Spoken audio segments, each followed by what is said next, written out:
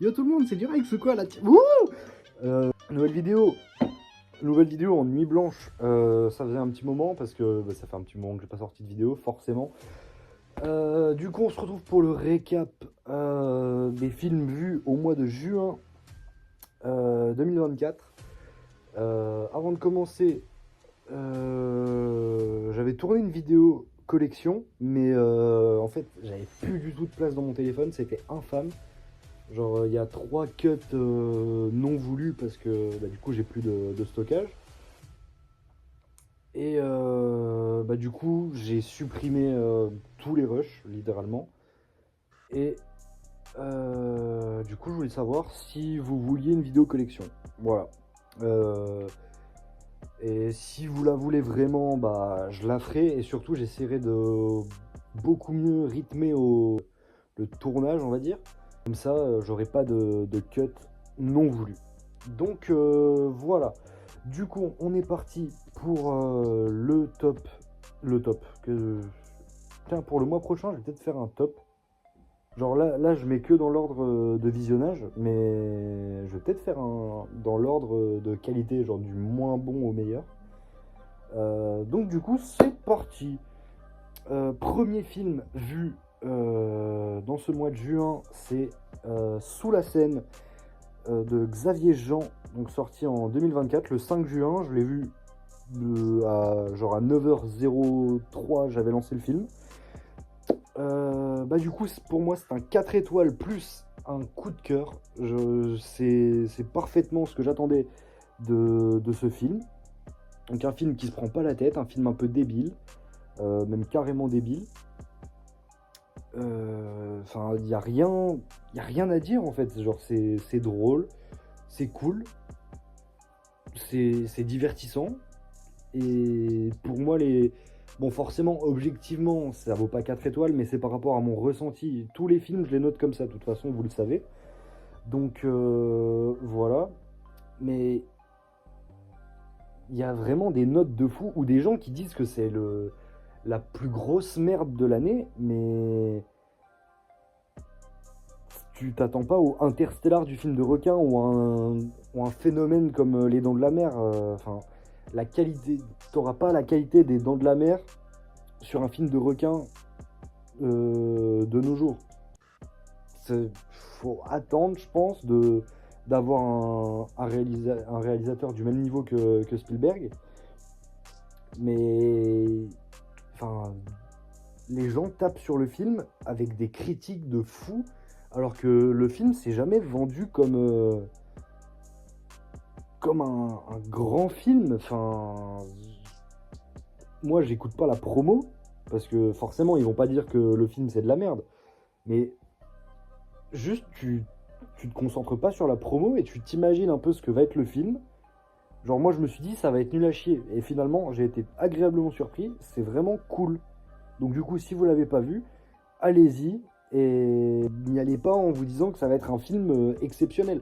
C'est un film français de requin avec des effets spéciaux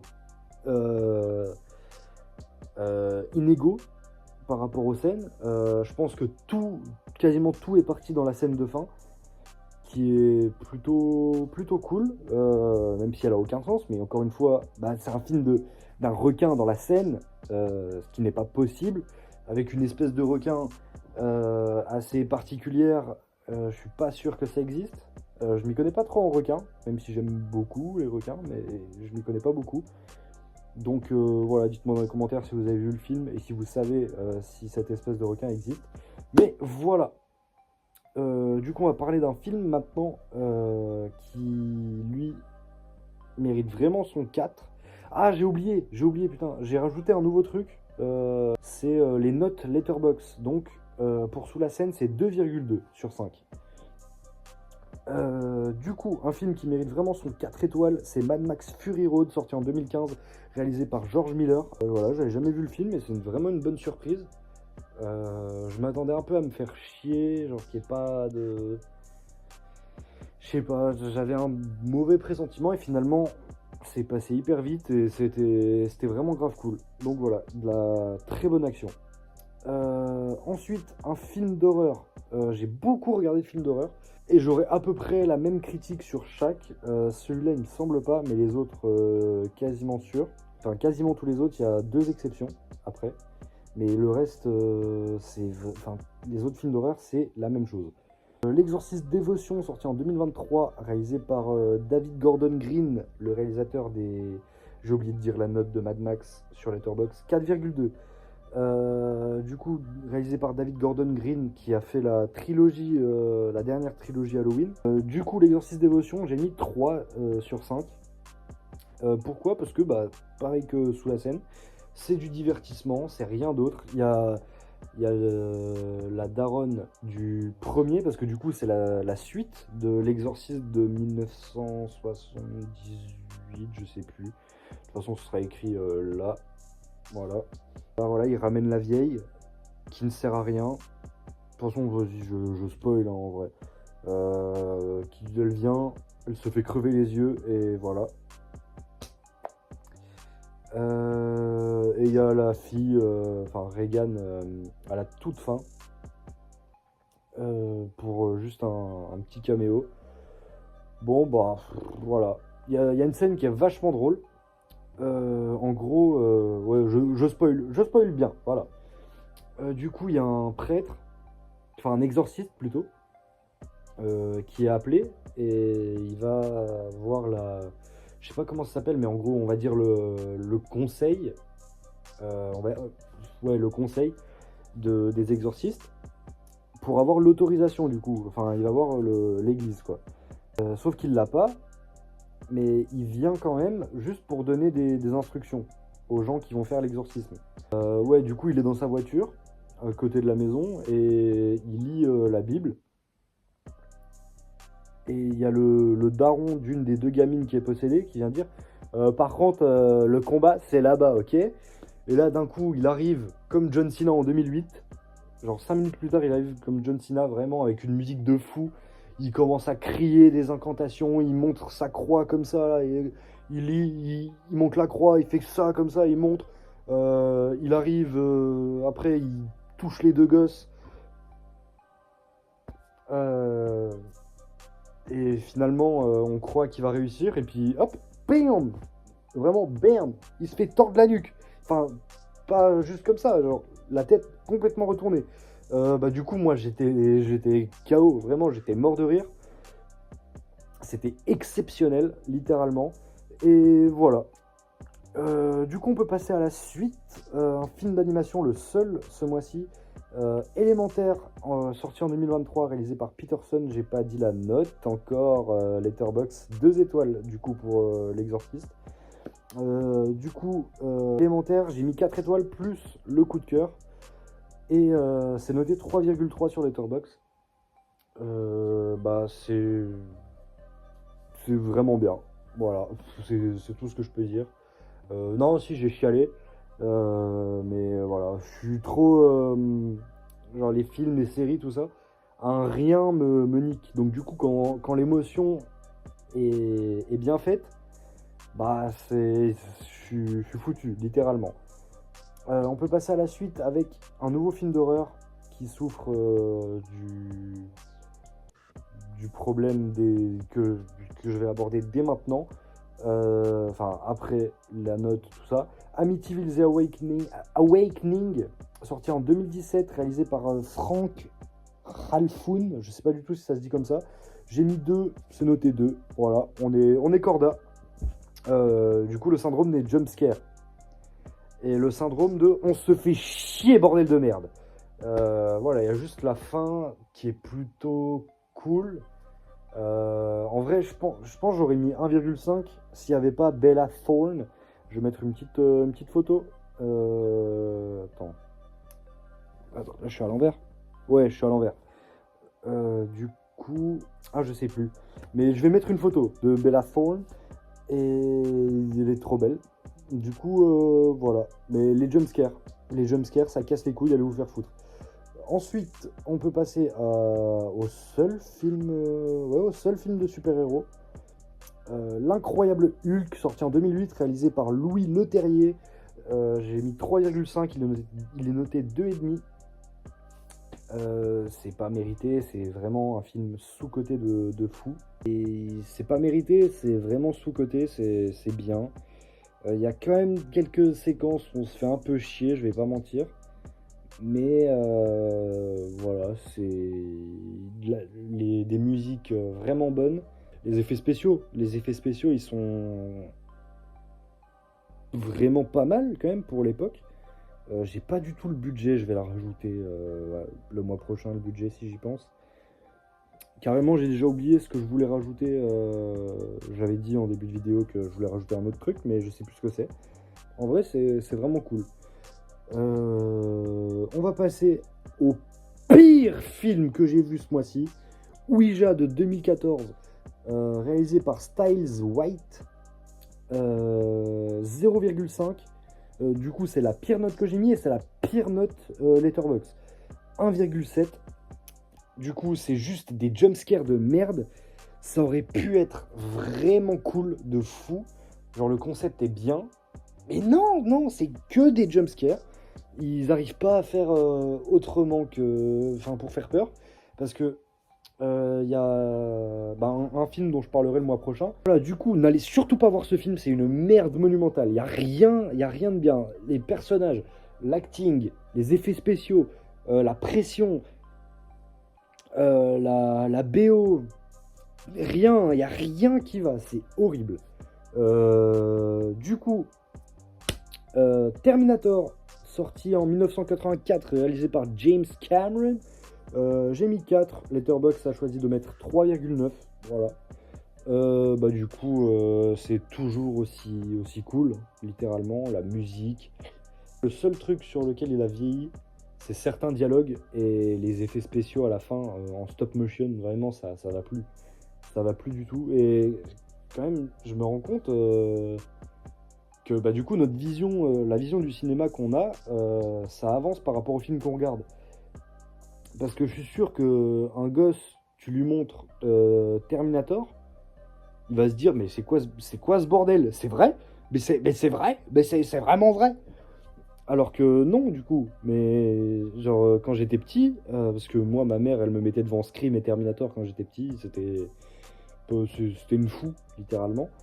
Du coup, j'y croyais de malade, mais vraiment. Et genre, pour moi, le film n'avait pas vieilli il y a encore 5 ans. Mais je l'ai revu et du coup, j'ai compris que si, mais tranquille. Mais du coup, voilà, si vous avez jamais vu ce classique du cinéma, allez le voir. Voilà, ça a mené à un film qui a révolutionné le cinéma entier, a.k.a. Terminator 2. Je vais essayer de revoir ce mois-ci, mais d'abord, je termine la petite saga du mois que je découvre à moitié. Allez le voir, pitié. Parce que du coup, j'avais pas fini, mais Terminator 2, premier film qui met 100 millions de budget. Donc, par exemple, 2 ans plus tard, il y a Jurassic Park. Je pense que Jurassic Park ne sort pas en 93 si Terminator n'a pas eu les couilles de mettre 100 millions et de se rembourser. Du coup, en plus gros succès de l'histoire du cinéma à ce moment-là. James Cameron qui va se dépasser ensuite avec Titanic, puis avec Avatar. C'est littéralement un GOAT. Même si Avatar, bof. Mais voilà, c'est des effets spéciaux aussi de malade. Ça a quasiment pas vieilli. Il y a un seul effet spécial qui a vieilli. C'est une roulade à la fin, quand ils arrivent à la fonderie, si vous voyez la scène. Même dans The Batman, ils arrivent toujours pas à faire des roulades, donc on excuse, puisque ça date de 91, mais voilà. Mais du coup, allez voir Terminator 1. Ensuite, le film que j'ai le mieux noté ce mois-ci, The Whale, sorti en 2022 de Darren Aronofsky. J'ai mis 4,5 plus un coup de cœur. Il est noté 3,7. C'est bien dommage, mais le film m'a diverti de fou. Je connaissais pas la fin, donc du coup encore mieux. Et j'avais espoir. Et j'ai compris que ça servait à rien. Et voilà. l'acting, putain, l'acting, nom de Dieu. Brendan Fraser a mérité son Oscar, je vous le dis. Vraiment, je kiffe cet acteur et je suis très content qu'il ait eu son Oscar. Et voilà. On peut passer à la suite. Saw 3 de 2006 de Darren Lynn Bousman. J'ai mis 2,5, il est noté 2,9. Il est surnoté de fou parce que c'est... On se fait chier, c'est... Genre ça... Les personnages sont d'une débilité sans nom. Le mec là qui fait les épreuves, où il doit sauver des gens, tout le temps il... Enfin je sais pas, tu peux parler après, genre. Tu vois, la personne, si tu lui sauves la vie, elle va vouloir parler avec toi, elle va vouloir te dire... Enfin t'expliquer, répondre aux questions que tu te poses. Bah non, tu fais ça avant alors que les gens ils sont en train de souffrir. Genre il y en a une, elle finit gelée. Il y en a un, il finit tordu, genre les pieds, les mains, la tête tordue. Et il y en a un autre, je crois. Je sais plus, mais voilà, pas marquant, c'est très bof. Ensuite, Re-Terminator, je suis désolé, je l'ai revu, mais pas grave. Du coup, on va pas s'étendre dessus. Crazy Beer, autrement appelé Cocaine Beer, donc c'est sur Netflix, sorti en 2023. Je devrais mettre les plateformes où les voir. Du coup, sorti en 2023, réalisé par Elizabeth Banks. Banks, vraiment. J'ai mis 3, le film noté 2,7 sur Letterboxd. Du coup, c'est fun, c'est drôle, c'est juste un excellent divertissement. Et voilà, c'est parfait. J'ai une coupe de fou. On peut passer à la suite avec 500 jours ensemble, sorti en 2009, réalisé par Mark Webb. J'ai mis 3, c'est noté 3,7. Je trouve pas que ça les mérite, franchement, mais voilà, c'était sympa, ça fait réfléchir. Mais voilà, j'ai pas eu ce coup de cœur, donc voilà.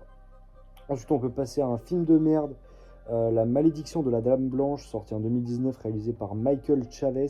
Je notais 2, c'est noté 1,9. C'était nul, hein. Des personnages débiles, des jumpscares. On se demande ce qu'est venu faire Tuco Salamanca. Le chèque devait être bien gras. Mais voilà. Plus sa mère. Ensuite, une duologie de comédies françaises sorties respectivement en 2015 et 2016, réalisée par Martin Bourboulon, Papa ou Maman 1 et 2. Du coup, le premier était cool. Je l'ai noté 3, noté 2,8. Mais en vrai, 3, c'était bien aussi, je pense, pour Letterboxd. Mais bon, finalement, ce sera pour le 2. Et j'ai mis 3 aussi. Voilà, c'est franchement 2 films sympas que je vous conseille. 2 comédies françaises avec Marina Foï, c'est l'acteur, j'ai pas le nom, mais il joue aussi dans la série HPI sur Disney+ avec Audrey Fleurot. Donc voilà, c'est sympa. Et allez-y quoi, en vrai de vrai. Ensuite, mon plus gros coup de cœur du mois, La Dernière Maison sur la Gauche de 2009, réalisé par Denis Iliadis. 4 étoiles et un coup de cœur, mais noté 2,9.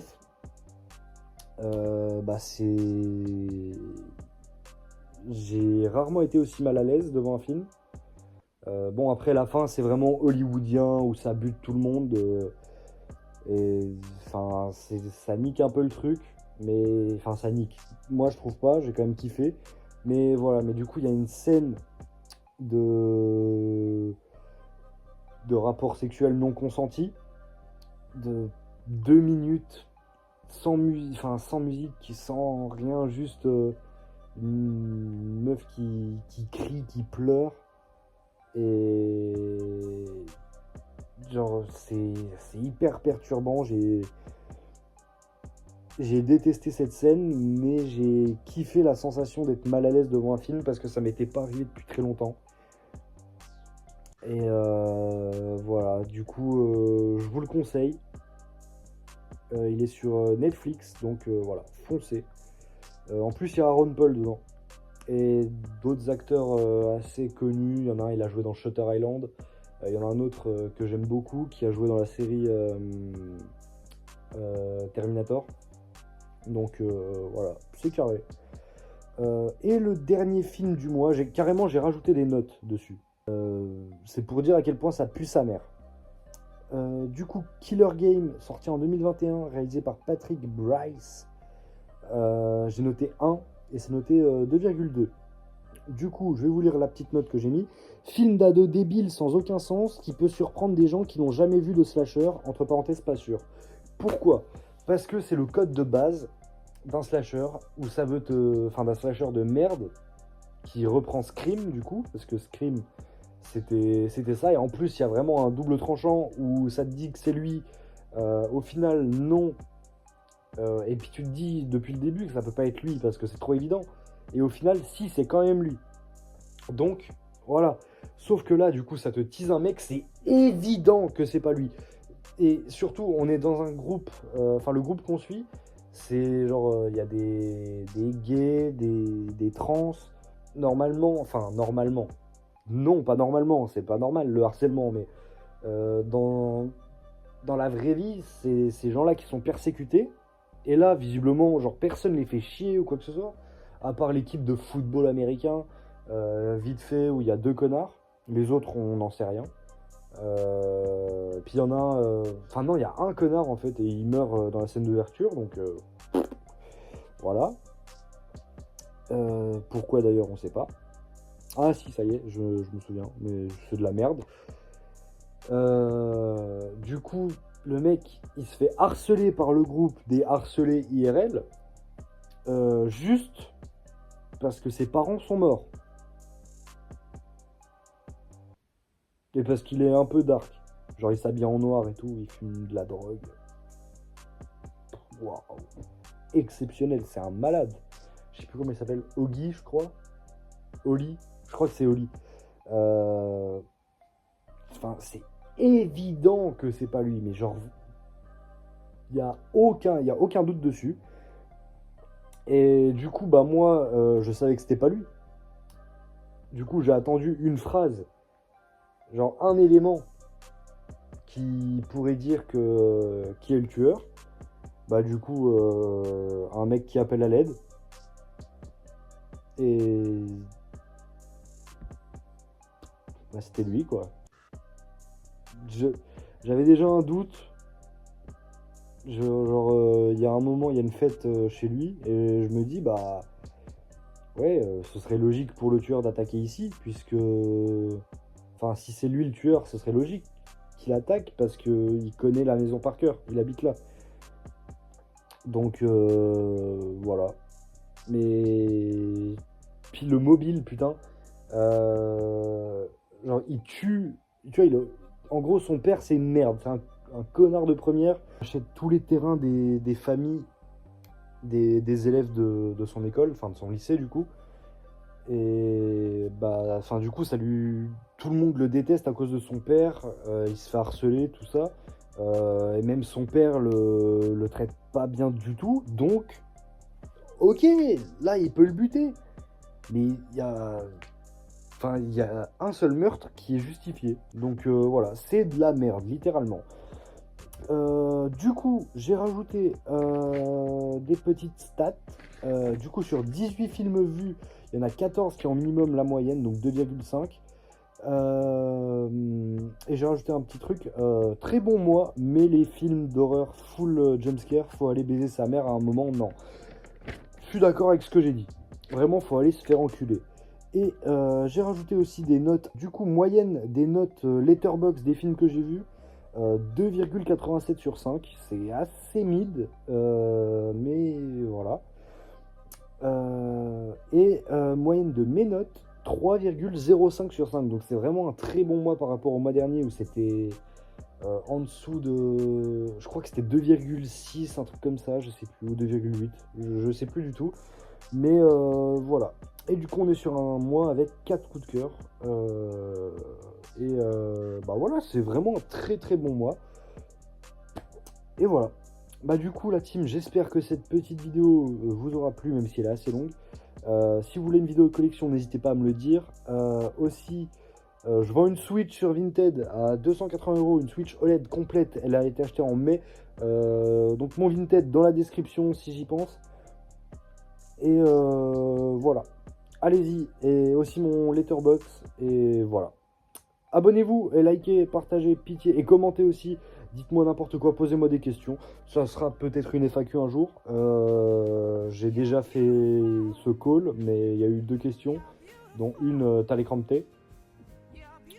Du coup, voilà. Bah, c'est ciao la team. Moi, bisous à tous.